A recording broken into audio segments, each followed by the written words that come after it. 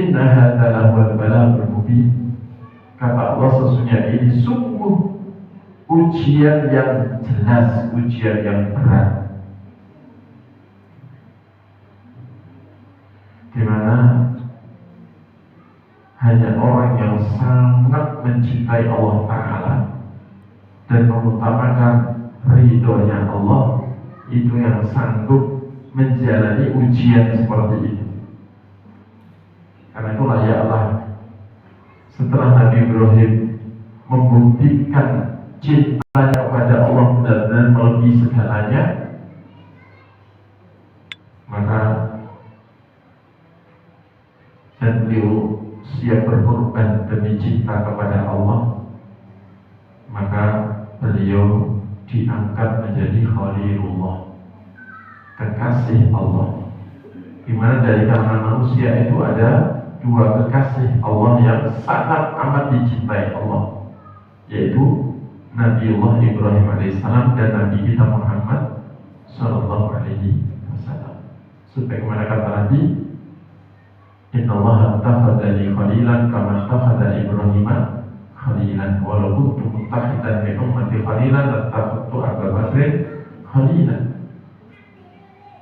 Rasulullah mengatakan, sesungguhnya Allah telah menjadikan aku sebagai kekasih yang sangat dicintai,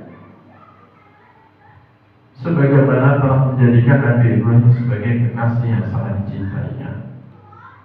Dan seandainya aku boleh menjadikan dari umatku itu seorang kekasih, saya akan menjadikan Abu Bakar sebagai kekasih, jadi orang yang sangat mencintai dengan sepenuh hati. Karena Abu Bakar manusia yang paling dicintai Nabi. Bahkan beliau pernah ditanya, ya Rasulullah, man ahabbun nasi ilaik, siapa manusia yang paling kau cintai? Awalnya diangkat pertanyaannya cinta, yakni cinta secara pandangan umum. Beliau langsung spontan menjawab, Aisyah, istriku Aisyah. Kemudian ditanya, minar rijal ya Rasulullah, dari kalangan laki-laki ya Rasulullah. Kalau abuha, bapaknya, jadi Abu Bakar As-Siddiq radhiyallahu anhu. Baik, kembali kepada kisah ini. Wa fadainahu bidzibhin adzim. Dan kami pun menebus Ismail dengan penyembelihan yang besar, atau kami menebus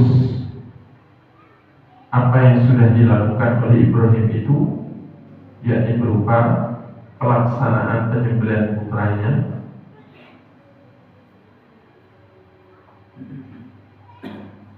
dan kejujuran Nabi Ibrahim dalam iman kepada Allah dan kejujurannya dalam cinta kepada Allah, dan bukti kebenaran cinta itu, maka kami pun menebusnya dengan penyembelihan yang besar. Dan kenapa penyembelihan Nabi Ibrahim itu penyembelihan yang besar? Karena menjadi tonggak pertama disyariatkannya kurban. Meskipun bukan pertama, tapi menjadi tonggak disyariatkannya kurban. Meskipun sebelum itu ada kurban, cuman dengan cara yang beda. Dari zaman Nabi Adam itu ada syariat kurban, tapi dengan kambing diikat di tanah lapang, kemudian berdoa kepada Allah untuk diterima, kemudian nanti yang diterima itu disambar api dari langit terus mati. Itu korban di zaman Nabi Adam alaihissalam dan generasi setelahnya. Adapun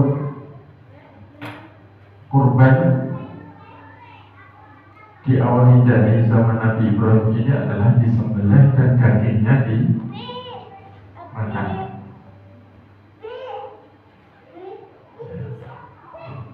Kalau di zaman-zaman sebelumnya dagingnya korban itu tidak dimakan karena menjadi bangkai, yakni dilalap api dari langit.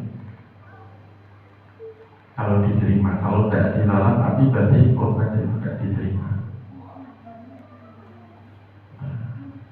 Nah, karena syariat ini adalah dilestarikan dan diletakkan dalam syariat-syariat setelah Nabi Ibrahim, dalam syariat semua Rasul yang menjadi keturunan Nabi Ibrahim terutama, sehingga Nabi Ibrahim mendapatkan pahala kurban seluruh manusia dari zaman itu sampai hari kiamat. Maka itu adalah penyembelihan yang agung. Karena itu Allah menyebut dibhid azim, penyembelihan yang besar dan agung, karena membuahkan kelestarian pahala yang terus-menerus mengalir. Setiap orang berkorban dan usah khususan ilahuhi Nabiullah Ibrahim alaihissalam, ya. Bismillah Allahu Akbar kelengkek, tidak usah khususan ilahuhi Nabi Ibrahim. Itu otomatis Nabi Ibrahim sudah dapat pahala korban setiap orang yang berkorban, karena dia yang pertama kali mencontohkan korban. Dan otomatis Nabi kita juga yang menyampaikan kembali syariat ini, sehingga umat Islam seluruh dunia sampai sekarang setiap tahun berkorban. Nabi kita Muhammad SAW juga otomatis dapat pahala korban itu, nggak usah khususan ila Nabi Mustafa Muhammad SAW Bismillah Allahu Akbar, nggak usah, karena otomatis beliau sudah dapat pahala korban kita. Karena mandala ala khairin falahu itu ajri fa'ili, kata Nabi, barang siapa menunjukkan kepada kebaikan, dia sudah mendapatkan pahala pelaku kebaikan itu. Oleh usul itu syai'an, hanya saja tidak mengurangi pahala orang yang mengikuti kebaikan itu sedikit pun. Wa tarakna alaihi fil akhirin, dan kami pun meninggalkan Ibrahim dalam artian melestarikan bagi Ibrahim itu sebutan yang baik di kalangan umat-umat yang akhir, maksudnya umat-umat setelah Nabi Ibrahim. Tidak ada umat, baik umat Islam maupun ahli kitab, kecuali menghormati dan memuliakan Nabi Ibrahim alaihissalam. Bahkan orang-orang Nasrani menghormati dan memuliakan Nabi Ibrahim. Mereka menyebutnya Abraham. Orang Yahudi pun begitu, sangat menghormati Nabi Ibrahim. Karena Nabi Ibrahim nama beliau harum, baik di kalangan bangsa Arab maupun Bani Israel. Meskipun Bani Israel gak suka kepada Nabi Ismail,